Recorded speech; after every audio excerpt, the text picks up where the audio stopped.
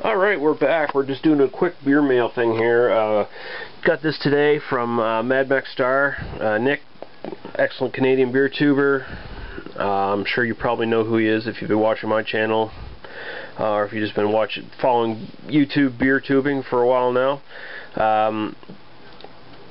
He decided, I was talking to him, and I think I mentioned somewhere along the line that I was dying to get my hands on some more Orval again, and he said he can get it regularly, so he's like, yeah, I'll send you some of those, and I was planning on sending you some other stuff too, so I'll just send you a nice little beer mail. I was like, cool, well, I'll send you something back, and that will be sent very soon, dude. I've got your Chimay Blue, I've got your Olin Export for review purposes, I've got 2 of those Glutenberg coming your way, and 2 of those Propeller Russian Imperial Stouts.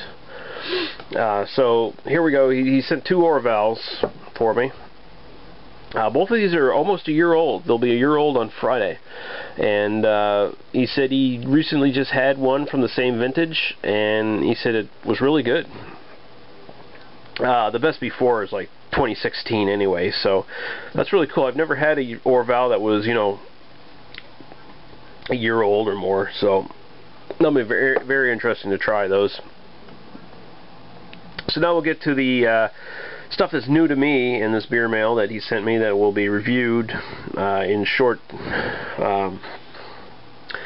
First, he sent the Picaroons Harvest Ale, big bottle here. This is probably the first one I'll do because Picaroons has a notoriously short shelf life. This is their 2012 edition of the Harvest Ale. Apparently they've had 5 versions of this so far, and he thinks this is the best one. He says 5.5% alcohol by volume, and it's got Cascade hops from Whimsical Farm here in the Maritimes, who also give some of their hops to Garrison for some of their beers. And I think they might even give the Sea Level too. I can't quite remember at the moment, but I think they do. Next, Pump House Oktoberfest. This is a seasonal I wanted to get my hands on, but none of it showed up in my part of Nova Scotia anyway. I was quite disappointed because they advertised they were going to get it, and then they never did. So Nick took pity on me and sent me one of these. 5.7% alcohol by volume. Pretty big for an Oktoberfest, really. Next, another Oktoberfest from Wisconsin. Jesus. Lindenkugel Oktoberfest. German-style Marzen. I don't see the alcohol on this. Typical of some American beers, of course. But very cool. He says it's not too bad. Right on. He picked this up when he was on a trip to Maine, so that's really cool. I'm going to try that one out. I've heard of Lindenkugel before, but it's not a brewery I've ever kept up on or anything, so that'll be interesting to try, new to me. And finally, Palm Special from Belgium. Belgian Amber Ale, he says, similar to Deconic Amber.